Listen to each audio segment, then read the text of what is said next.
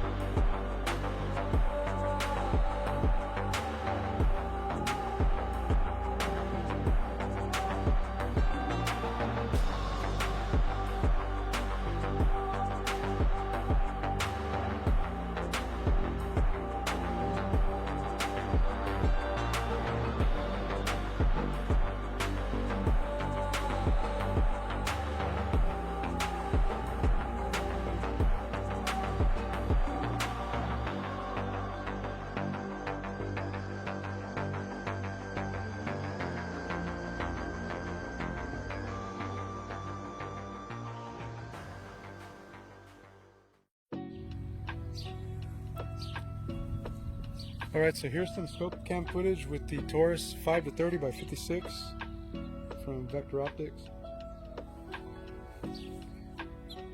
We're looking at a steel target that's at about 84 yards. This is at max zoom, so that's 30 power. Parallax is set at the correct distance. So it's kind of hard to get the exposures correct on the camera, but definitely with the human eye I can see all the impact points on that steel. It's a really clear image. I can see all the little barbs on the barbed wire. I can even see the mesh fencing that I have on that bottom portion of that barbed wire fence. 1/4 inch mesh, I can see the little 1/4 inch squares. Let's zoom it out.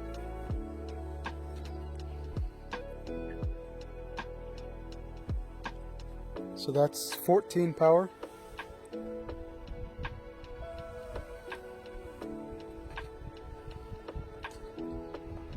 And that's 5 power.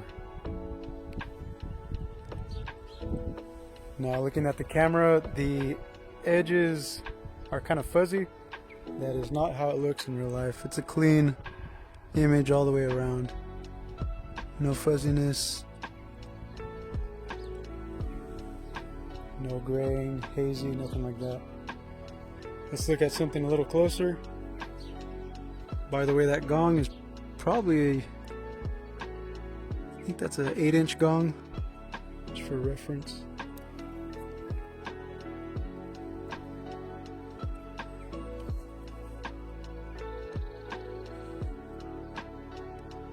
So there's some weeds up front. These are probably 15 yards away. Really clear image still. Hopefully that's translating on the camera.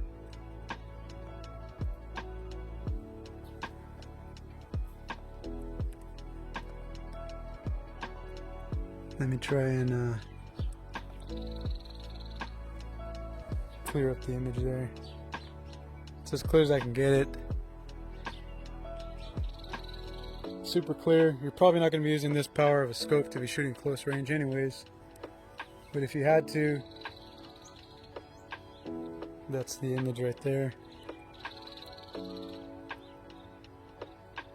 Definitely a smaller field of view for shooting up close, so not an up close scope.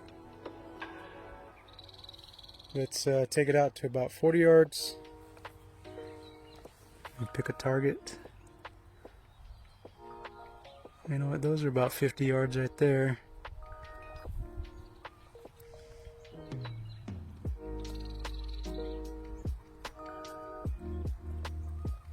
So that steel hanging right there is about 50 yards. Clean up the image there. There we go. Get the parallax set.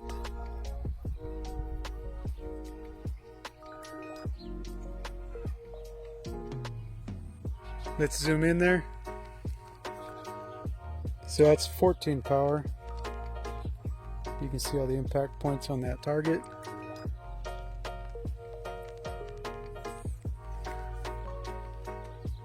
And 30 power, so that's a little overkill.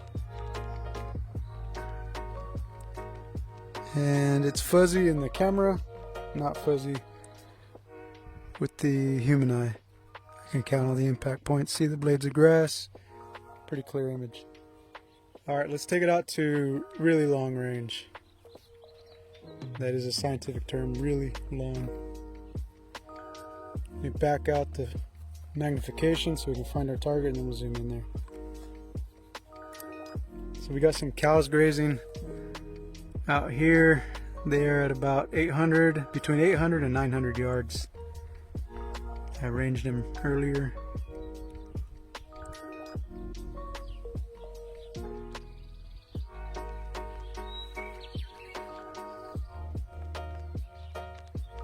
There we go, cleared up the image.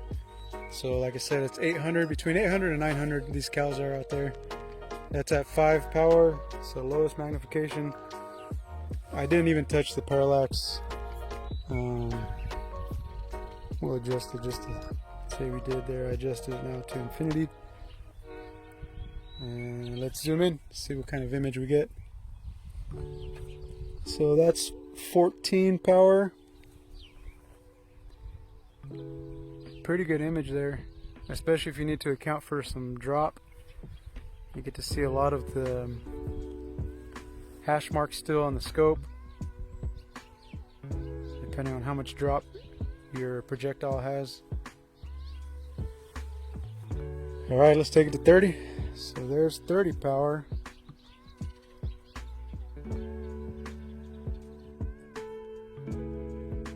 Image is clear. Camera never does it justice at this magnification.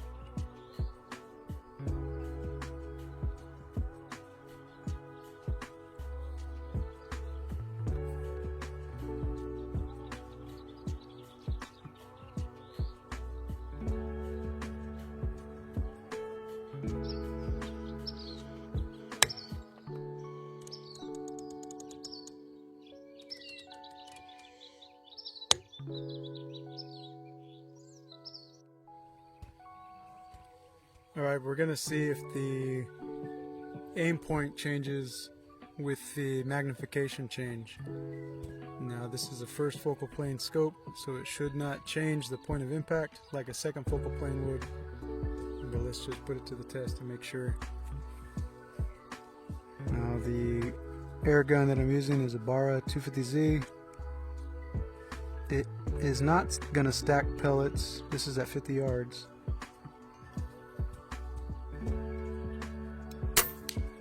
It's not going to stack the pellets. Might give us a little bit bigger than a quarter size group, but basically as long as we're in the same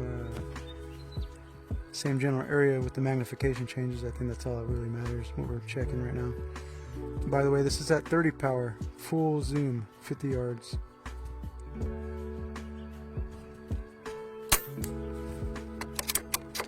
I'm going to take 3 shots at full zoom, and then I'll back it down to about 10 power.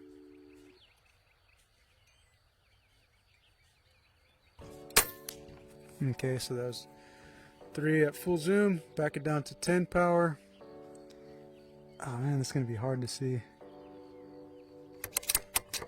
Let's try it out though, 3 shots.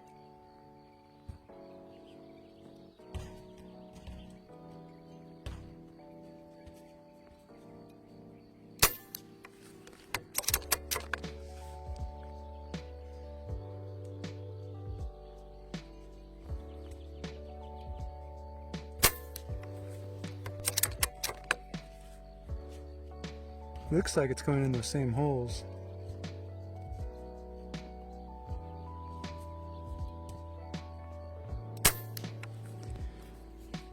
Zoom it back in, we'll take a look. Yeah, I don't see any holes in the tape, so they must have all been still right there. That hole looks a little more torn up, so I think they're all in that same area. That's about a quarter size. So yeah, that's pretty good. Then it keeps the point of impact regardless of the magnification setting, which is first focal plane, how it should.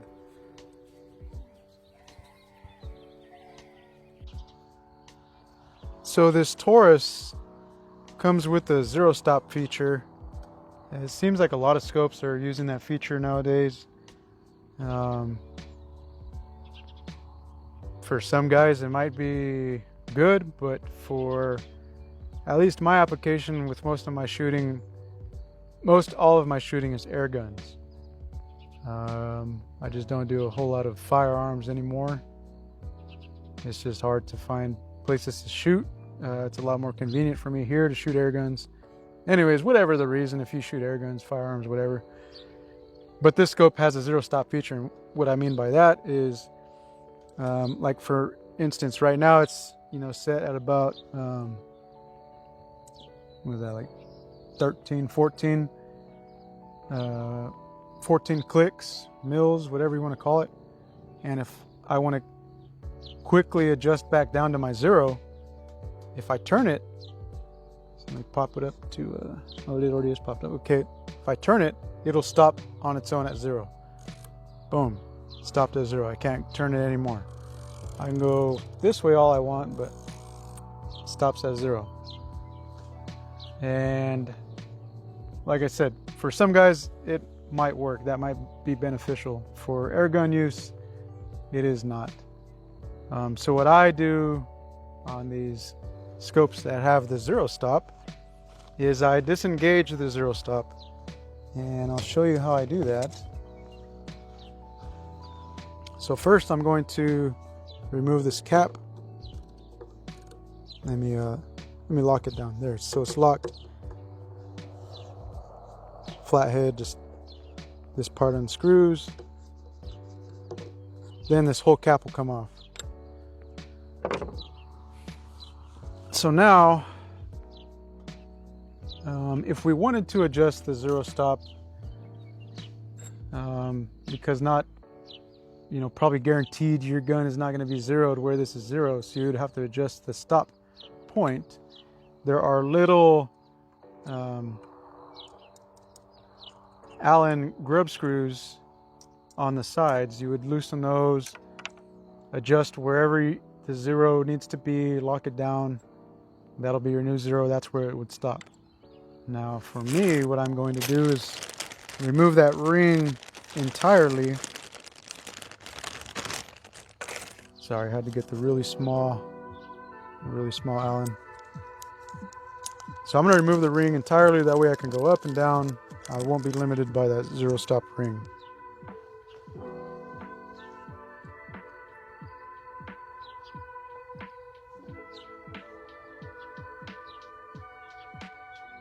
So they're just tiny little grub screws. There's 3 of them. The tools to do this are included. I wish it would be a feature if you wanted zero stop or not. There. So the zero stop ring is removed.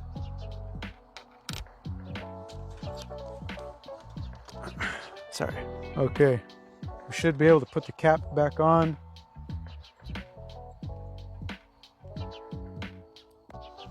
I don't know if we have to remove this too. I think we do.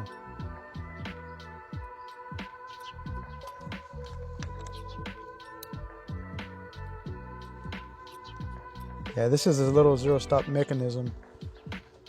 If you can see in here in the ring, there's like a tiny little lip that'll catch onto a spot of the rings up here. I don't know the terminology for all this, but yeah, I'm gonna say we need to remove this piece too. I'm gonna put the cap back on.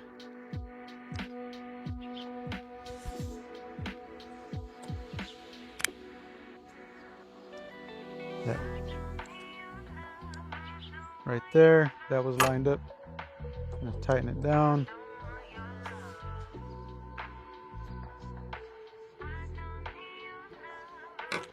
So we were able to go this way. Now let's see if we can go past the 0. Perfect. The turret still locks in place. Pull it up to adjust.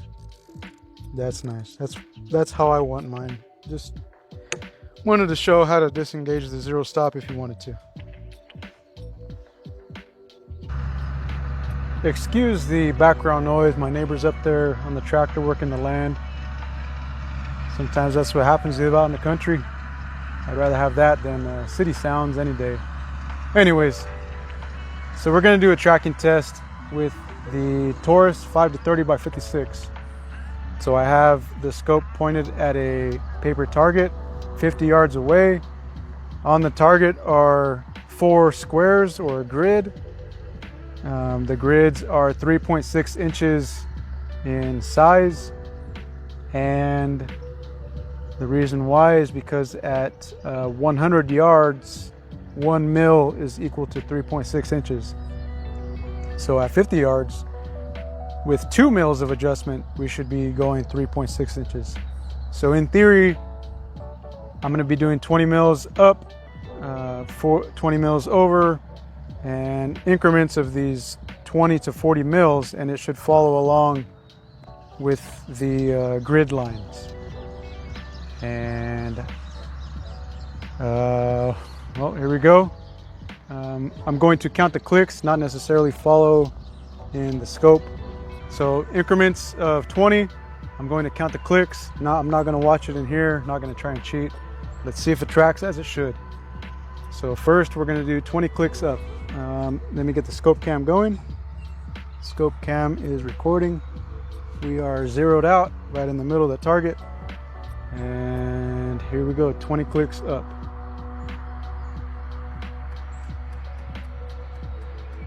Ten, 20. Good.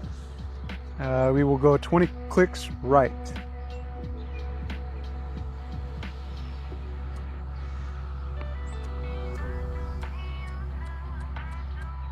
10. I just wanted to make sure I was going in the right direction. It's a little weird. So that's 10. 20. Perfect. Now we will go 40 clicks down. 10. 20. 30. 40. Okay, just a tiny bit to the right or to the left. That's still pretty good though. Now we'll go 40 clicks to the left.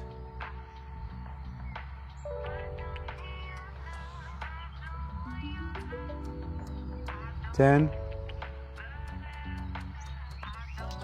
20, 30, 40. Good. 40 clicks up.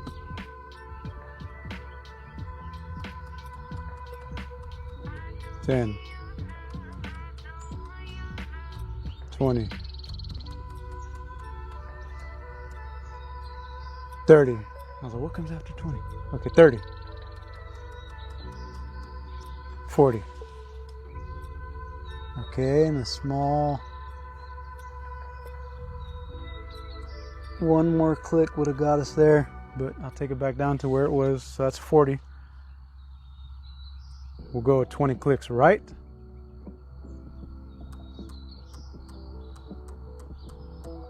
10, 20. And 20 clicks back down should take us to the center. Let's see.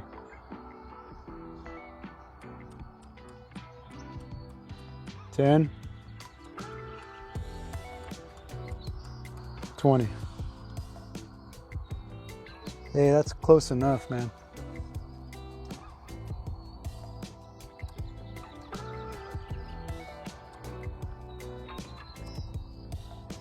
Yeah, that's right there, right in the middle, in between clicks. So tracking's good. Like I said, it's not exactly 50 yards. I used a laser rangefinder. There's tolerances there. It's not going to be exact. I didn't lay down a tape on the ground. The printer, it was just a home printer that I used to print out 3.6-inch squares. It's not going to be exact, but for this tracking test, it tracked pretty spot on. So I'm happy with that. Definitely it's going to get me into the kill zone, the kill shot. You know, if I'm dialing clicks, it's going to get me where I need to be. Now, if that amplified over hundreds of yards, it might be off an inch or so, or it might be spot on. I don't know. Like I said, there are some variables at play in this test. Good enough for me. All right, so let's do a final recap, final thoughts of the Vector Optics Taurus 5-30x56 first focal plane. Whew. So I won't go too much into detail on the specs. I likely am going to throw up just a brief scrolling of the specs from their website, and you guys can look it up. I'm not going to bore you with all that stuff. You can read on your own. But my thoughts on the scope. So all my scopes from Vector Optics are nice. I don't have nothing. Let me take that back. I do have bad stuff to say, but I'm happy with all the scopes. And usually the only bad things are not with the capability of the scope, just little things like some of the scopes I think had the turrets weren't exposed. You had to unscrew to adjust. This one is exposed turrets. I can see all the markings here. But on this scope, it has zero stop. I wish that was an option. I don't use zero stop. Some guys probably use it, but not everybody's going to use it. I wish that was an option. Also, I wish it was an option to pick your rings. This scope comes with high profile rings, which wasn't going to work on my application. I had to use the adjustable rings. Vector Optics does offer the adjustable rings. These are the adjustable rings. That's what I was using. And why I need adjustable rings is because on an air gun, sometimes when you're in higher power scopes, you'll run out of elevation adjustment pretty quick. So I like to zero my guns at about 50 yards. And on the Barra 250Z, which this was mounted on, at 50 yards, the point of impact was still too high, and I had run out of elevation adjustment. So how to fix that is you get adjustable rings that'll raise the back or whichever direction, but what I needed it to do was raise the back just a little bit. That way I had some adjustment left, and I can get my impact point right at the 50 yards. I hope that makes sense. If you're not a shooter, you don't understand. If you're a shooter, you probably get what I'm saying. Anyways, back to the scope. The image is clear all throughout, from side to side. No graying of the image. It's a nice bright image, not dim whatsoever. Right now, sun is setting, and it's still a crystal clear, bright image. I could still be out here hunting, no problems. The reticle, I like how it has the thicker lines on the edges when you're at low power. That way you can still pick up the reticle. Because it's first focal plane, it gets really small. But with those thicker lines towards the outsides of the reticle, I can still pick up my target easily. The clicks are nice and audible. I can hear them really well. Markings are nice. I like the locking turrets. It is super lightweight. For the size of the scope, for the magnification, it's really light. And yeah, definitely worth the money. For the price you pay, you get a lot of scope. A lot more than other brands that I've seen. I'm not partial to Vector Optics. I'm open to trying other brands. They're just been my longest sponsor I've hit up other companies. For whatever reason, they don't want to send anything. And for the most part, I've sold all my other non-Vector Optics scopes because I like the Vector Optics so much. That's what I run on my own guns. Anyways, Vector Optics, thank you for sending me the scope. Sorry it took so long to get the video up. I'll try and be better next time. Thanks for being the sponsor. If you guys aren't subscribed, be sure to subscribe.